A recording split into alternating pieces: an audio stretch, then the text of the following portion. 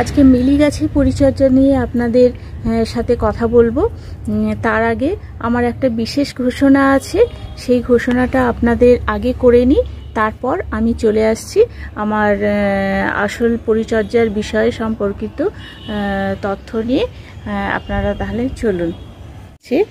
যেটা হচ্ছে অভিজিৎ হর্টিকালচার এবং পাগল বাগানের গ্রুপ থেকে একটা আয়োজন করা হয়েছে, একটা মিট আপের আর কি। সেই মিট আপে যদি আপনারা কেউ আগ্রহী থাকেন তাহলে আপনারা নাম নথিভুক্ত করতে পারেন। আমি নাম্বার দিয়ে দেব দুটো, হোয়াটসঅ্যাপ নাম্বার, এমনি আর একটা নাম্বার। সেই নাম্বারে ফোন করে শুধু লোকেশানটা জানিয়ে একটা রেজিস্ট্রেশন করে নিতে পারেন। সেখানে ফ্রিতে গাছ দেয়া হবে। শুধু গাছ দেয়া নয়, সেখানটায় গাছ সম্পর্কে অনেক বিশেষজ্ঞরা আসবেন যারা বলবেন আর কি, সেই সম্পর্কে বক্তব্য রাখবেন। তো আপনারা যদি আগ্রহী থাকেন তাহলে কিন্তু অতি সত্বর যোগাযোগ করুন। এটুকুই ছিল। এবার আসি আবার আগের কথায়। আমরা লোকেশানটা একটু বলে দিই। লোকেশান হচ্ছে রাজপুর সোনারপুরের মধ্যে ললিতা গার্ডেন আর পদ্মমণি গার্লস হাই স্কুল আছে, সেই পদ্মমণি গার্লস হাই স্কুলের পেছন দিকটায়। তবু নাম্বার দিয়ে দেবো, একবার ফোন করে জেনে নিতে পারেন। কিন্তু আর 20টা মাত্র সিট বাকি আছে, আপনারা চাইলে অতি সত্বর যোগাযোগ করে নিন। কারণ আমরা যারা ইউটিউবার বা যারা পাগল প্রেমী, তারা কিন্তু চাই সবসময় যে অনেকের সঙ্গে একটা যোগাযোগ থাকুক, তাহলে অনেক কিছু সুবিধা হয় আমাদের। সেই জন্যই কিন্তু আমরা এই যোগাযোগটা রাখি। আমরা যে বিষয়ে জানি না অন্যদের সাথে আলোচনা করে নিতে পারি, অনেক কিছু সুবিধা হয় সেই জন্যই। আর যাদের গাছের তো প্রয়োজন আছেই, গাছ লাগান সবাই। যেখানে ফ্রিতে গাছ পাওয়া যাচ্ছে আপনারা কিন্তু যোগাযোগ করে নিতে পারেন। তাহলে কিন্তু রবিবার পড়ছে, ছুটির দিন, কোনো অসুবিধা হবে না। আপনারা এইভাবেই কিন্তু যোগাযোগ করে আপনারা সেদিন সকাল সকাল 9টা থেকে 12টার মধ্যে হবে অনুষ্ঠানটা। আপনারা এভাবে কিন্তু সঙ্গে থাকতে পারেন। সবাই মিলেমিশে একত্রে আমরা তাহলে কাজ বা আলাপ আলোচনা করতে পারি। 15 সেপ্টেম্বর রবিবার পড়ছে। এই রবিবারের দিন আপনারা সকাল 9টা থেকে 12টার মধ্যে উপস্থিত হতে পারেন।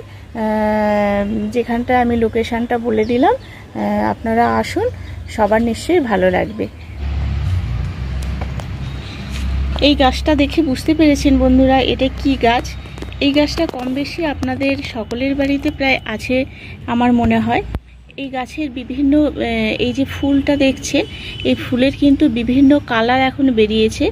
এইটার কালার হচ্ছে লালের ওপর একটু সবুজ ভাব আছে। এটা হচ্ছে ভেরিগেটেড মিলি গাছ।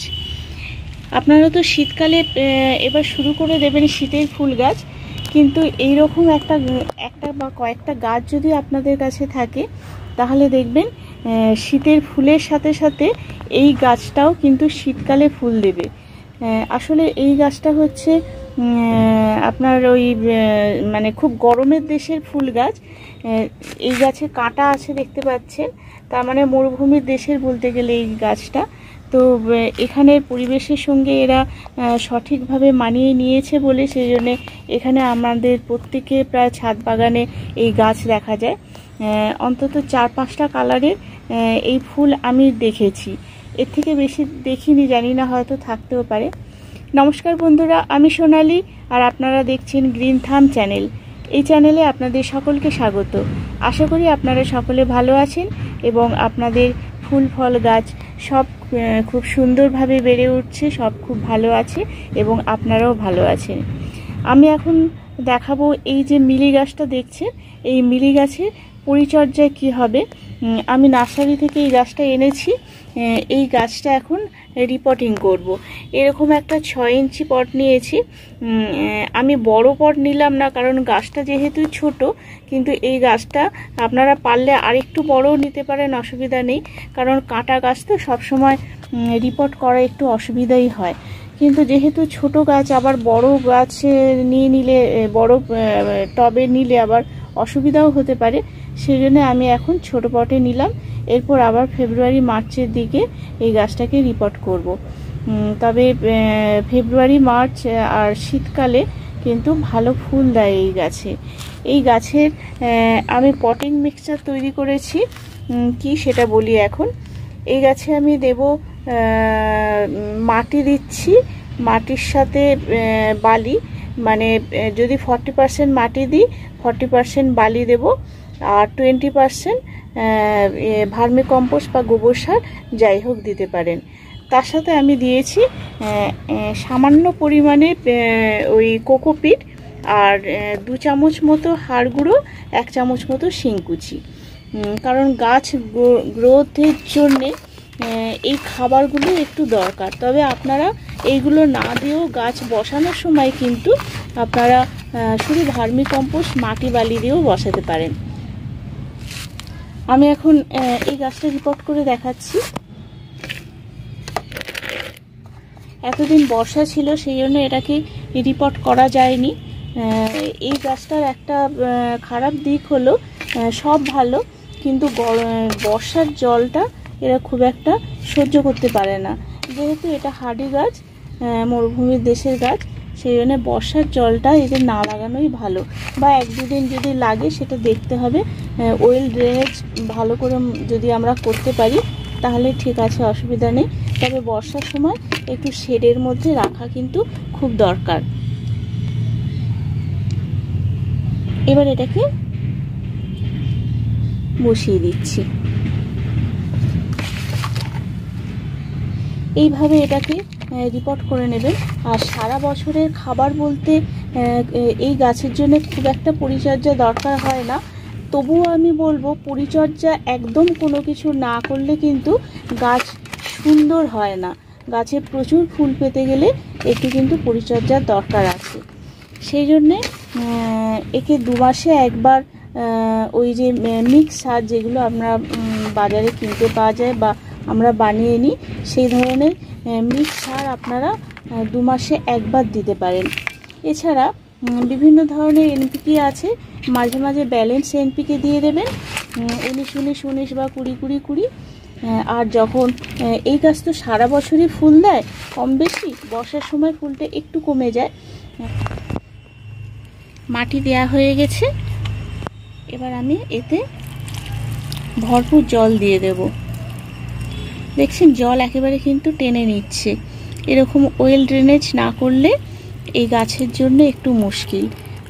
তবে রোজ এই গাছে জল দেওয়ার দরকার হয় না, 3-4 দিন পরে বা 5-6 দিন পরে দিলেও কিন্তু কোনো অসুবিধা হয় না। এই গাছে যদি অনেক দিন জল না দেওয়া হয় তাহলে কিন্তু এই যে কাণ্ডটা আছে, কাণ্ডতে ওরা জল ধরে রাখে, তার ফলে কিছুদিন ওরা চালিয়ে নিতে পারে। আর আপনাদের বললাম যে ফার্টিলাইজার হিসেবে সবজি পচার জল দিতে পারেন। এছাড়া 19-19-19-এর কথা বললাম, বা যে কোনো এনপিকে আপনারা ব্যবহার করতে পারেন। আর ফুল আসার সময় এই যে এখন যেমন দেখছেন এই গাছে কিন্তু ফুল তো আছেই, তার সাথে কত কুঁড়ি আছে, এই যে কত কুঁড়ি আছে, এই কুঁড়িগুলো আছে। এখন কিন্তু আমরা এই রকম অবস্থায় কিন্তু একটু পটাশ, সুপার ফসফেট দিতে পারি মাটিতে।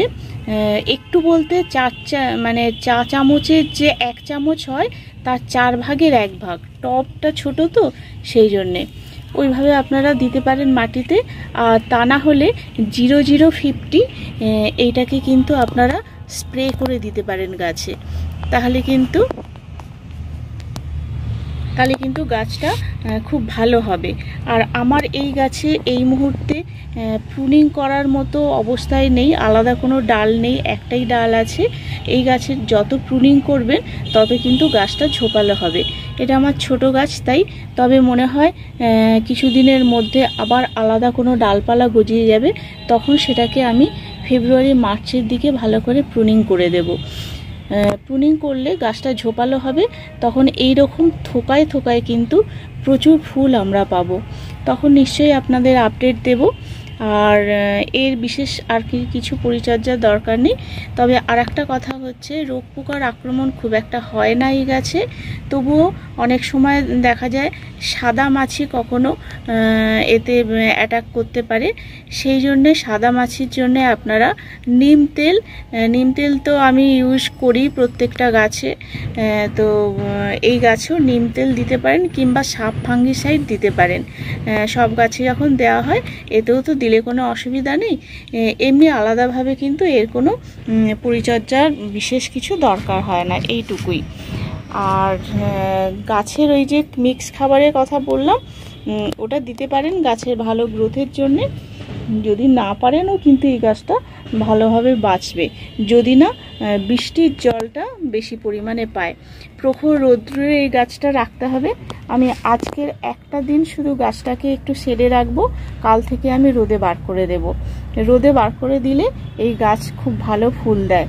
আর গাছটা যত রোদ পাবে বা গাছে যত জলটা কম দেওয়া হবে ততই কিন্তু ফুলের পরিমাণটা বাড়বে।